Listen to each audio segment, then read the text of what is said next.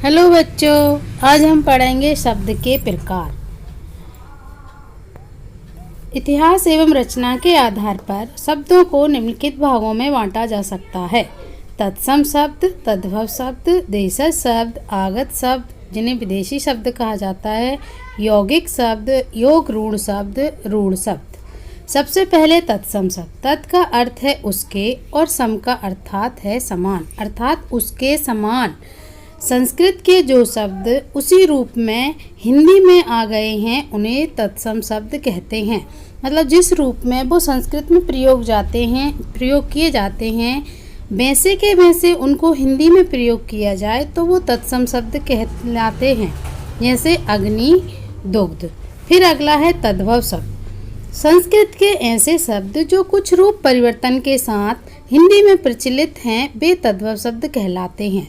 मतलब ये कि जिस रूप में वो संस्कृत में प्रयोग किए जाते हैं उससे कुछ रूप परिवर्तन होके कुछ हटके हिंदी में प्रयोग किया जाए वो तद्भव शब्द कहलाते हैं। जैसे अग्नि से आग, दुग्ध से दूध और रात्रि से रात में बदलना।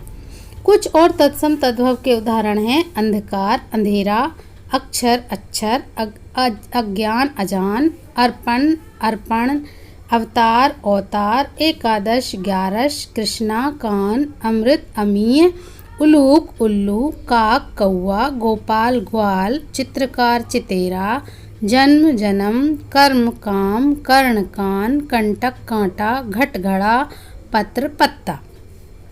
अगला है देशज शब्द। देशज या देसी वे शब्द हैं जिनका स्रोत संस्कृत नहीं है किंतु वे भारत में ग्राम्य क्षेत्रों अथवा जनजातियों एवं बोली जाने वाली संस्कृत से भिन्न भाषा परिवारों के हैं।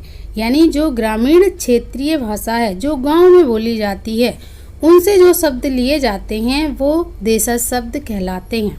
जैसे कपास, खिड़की, खोट, घरौंदा, चिड़िया, जूता आदि।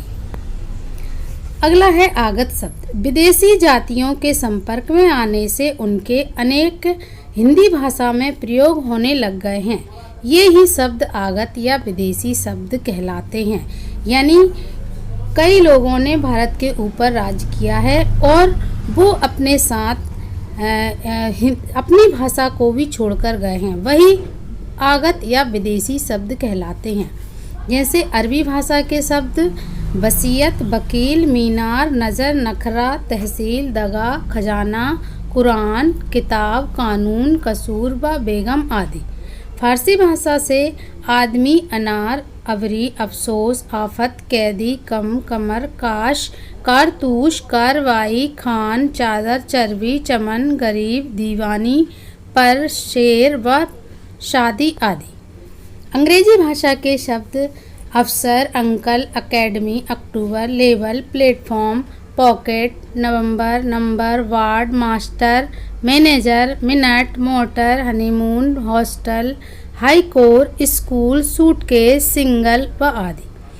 पुर्तगाली भाषा से आलू, आचार, अलमारी, काजू, कमीज, कारतूस आदि।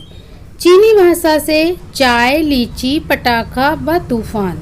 यूनानी भाषा से टेलीफोन, टेलीग्राम व डेल्टा। रूढ़ शब्द ऐसे शब्द जो ना तो अन्य शब्दों के योग से बने हों और ना ही जिनके सार्थक भाग खंड हो सके रूढ़ शब्द कहा जाता है। यानी ऐसा शब्द जिसको अलग करने पर, जिनके टुकड़े करने पर उनका कोई अर्थ नहीं निकलता उन्हें रूढ़ शब्द कहते हैं।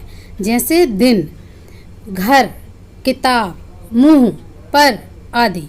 यानी दिन को दी और ना में अलग अलग करेंगे तो इनका कोई अर्थ नहीं निकलेगा। फिर आया यौगिक शब्द। यौगिक वे शब्द हैं जिनका निर्माण अन्य शब्दों के योग से होता है तथा इनके भाग खंड भी सार्थक होते हैं। जैसे रेलगाड़ी, विज्ञान, धर्मशाला व प्रधानमंत्री।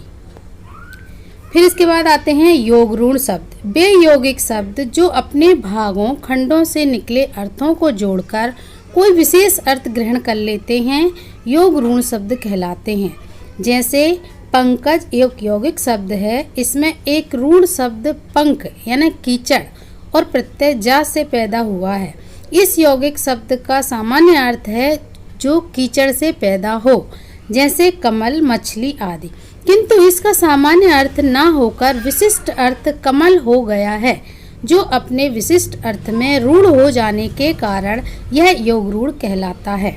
अन्य उदाहरण है पीताम्बर, श्वेताम्बर, लंबोदर आदि। यानी बहुव्रीहि समास का जो उदाहरण है वही योगरूढ़ शब्द कहलाता है।